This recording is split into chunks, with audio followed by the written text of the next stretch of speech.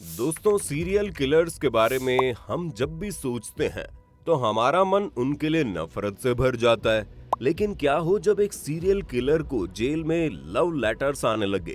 ये कहानी रिचर्ड रैमिरेज की है, जो न सिर्फ हत्याएं करता था, लेकिन उसे लोगों को मारने में इतना मजा आता था कि कई बार तो वो हथौड़े या फिर चाकू से लोगों की जान लेना पसंद करता था, ताकि वो उनकी चीखें सुन पाए और उनके दर्द से खुश हो जाए। इस सीरियल किलर को चाहने वाली लड़कियां खुद क्रिमिनल्स नहीं थी, बल्कि कुछ तो मॉडल्स थीं और कुछ बाकी अच्छे बैकग्राउंड से आती थी। इनमें से 2 लड़कियां ऐसी थी जिनके साथ रैमिरेज की सगाई भी हुई और एक के साथ तो इन्होंने शादी भी की। क्यों इस सीरियल किलर को इतना चाहने लगी थी लड़कियां? तो आज जानेंगे रिचर्ड रैमिरेज के बारे में। इस वीडियो में अंत तक बने रहना हमारे साथ। लेकिन वीडियो शुरू करने से पहले अगर आप चैनल पर नए हैं या आपने अभी तक चैनल को सब्सक्राइब नहीं किया है तो चैनल को सब्सक्राइब करना और बेल आइकन दबाना ना भूलें। रैमिरेज कोई आम सीरियल किलर नहीं था। वो न सिर्फ लोगों को मारता था, लेकिन वो इनकी बॉडी पर या उनके घर में शैतान के मार्क्स भी छोड़ जाता था। वो शैतान की पूजा करता था और उसे ये लगने लगा कि शैतान ने उसे दुनिया में भेजा है ताकि वो दुनिया से करप्ट लोगों को हटा सके। एक ट्रेजिक बचपन के बाद जब रैमिरेज 12 साल का था, तब उसका कजन माइक वियतनाम वॉर से लौटा। वियतनाम वॉर अमेरिका के इतिहास में सबसे शर्मनाक वॉर में से गिना जाता है। न सिर्फ अमेरिका एक छोटे से देश से जंग हारा था, पर ज्यादा शर्मनाक ये था कि इस युद्ध में अमेरिका के सोल्जर्स ने बहुत से क्राइम्स किए थे। उन्हें आम नागरिकों को मारने में मजा आने लगा था। ये लोग वियतनाम के सोल्जर्स को पहले हेलीकॉप्टर से ऊपर ले जाते थे और फिर वहां से नीचे गिरा देते थे।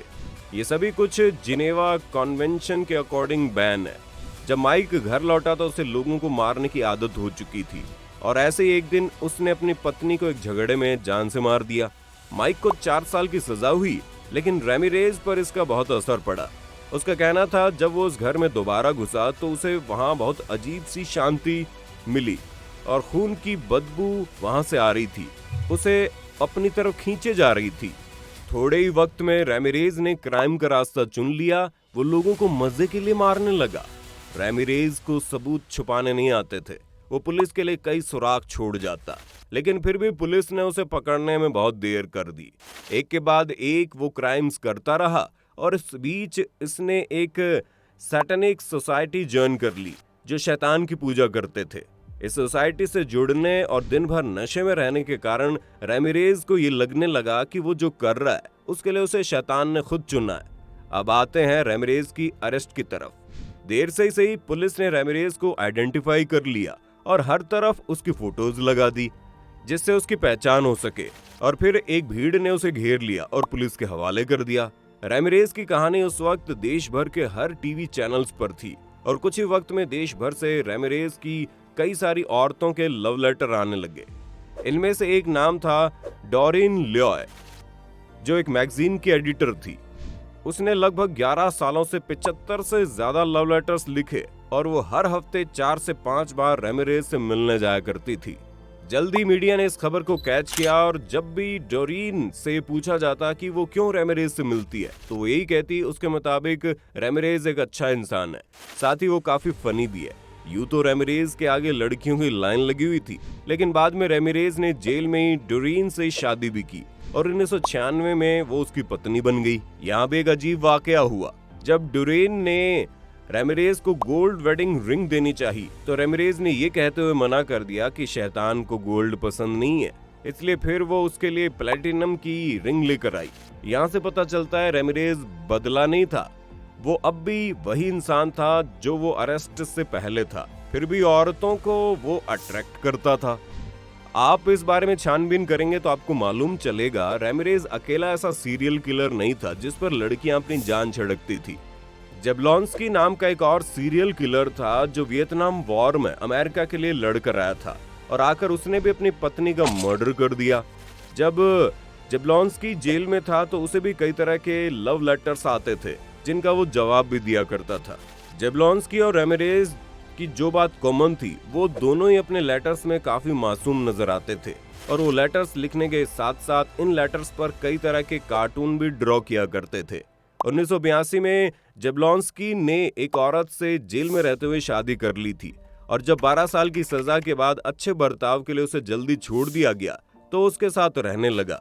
लेकिन जबलोंस्की की कहानी ने यहाँ पर फिर एक मोड़ ले लिया जब उसने अपनी पत्नी और सास का भी कत्ल कर दिया और फिर उसे सजा हो गई। रेमिरेज घर लौटे तो डुरीन और रेमिरेज की शादी के बाद डुरीन को रेमिरेज के कुछ और क्राइम्स के बारे में पता चला, जिसमें एक नाबालिग लड़की की हत्या भी शामिल थी।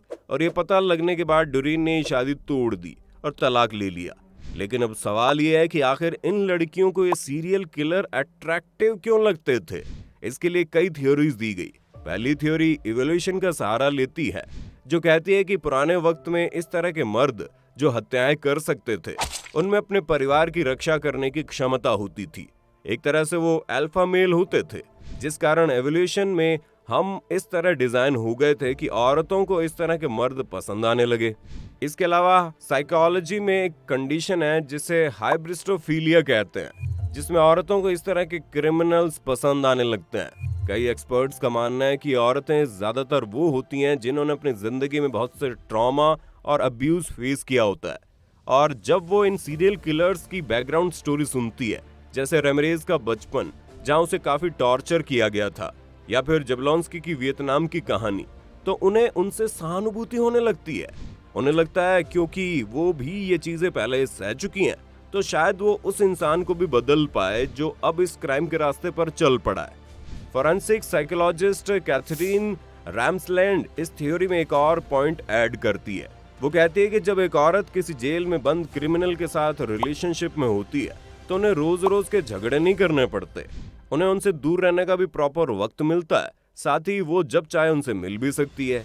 इसलिए जो औरतें पहले किसी फेल्ड रिलेशनशिप में रह चुकी हैं, उन्हें यह रिलेशनशिप उनकी पिछली रिलेशनशिप से ज्यादा बेहतर लगने लगती है, और ये एक रिलेशनशिप में ना होकर एक फैंटेसी बन जाती है जिसे वो रोज जी सकती है।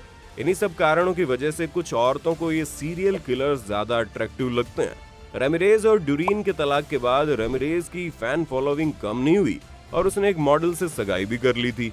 ये मॉडल भी अपने मंगेतर को लेकर काफी प्रोटेक्टिव थी, और कई बार रेमिरेज की बाकी महिला प्रशंसकों ने उसका झगड़ा भी हो जाता था। रेमिरेज को जबलोंस्की की तरह जेल से बाहर आने का कभी मौका नहीं मिला।